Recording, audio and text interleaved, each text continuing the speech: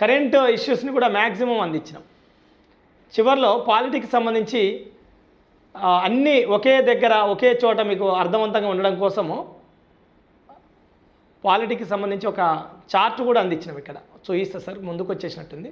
ఇంకో ఇది ఉంది కదా, ఇది మీరు అడ్డం ఉంటుంది అందులో, అంటే ఏమంటారు విడుతులో వెడల్పులో ఇచ్చినామన్నట్టు ఈ పేజీని.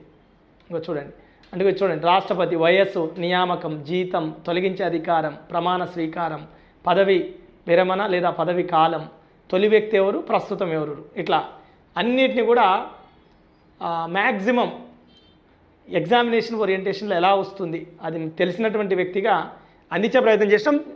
జరిగితే అక్కడో ఇక్కడో ఏదైనా చిన్న చిన్న లోపం లేదా తప్పిదం ఉంటే కూడా మా దృష్టికి తీసుకురండి. దాన్ని నెగిటివ్గా తీసుకోవాల్సినటువంటి అవసరం ఏం లేదు. ఎందుకంటే మనం ఒక గట్టి ప్రయత్నం, మొదటి ప్రయత్నం ఈ మార్కెట్లో ఇప్పుడే ఒకప్పుడే ఏంటంటే మెటీరియల్ లేక కాంపిటేటివ్ ఎగ్జామినేషన్లో సక్సెస్ కావడానికి ప్రాబ్లం అయ్యేది వెనకట.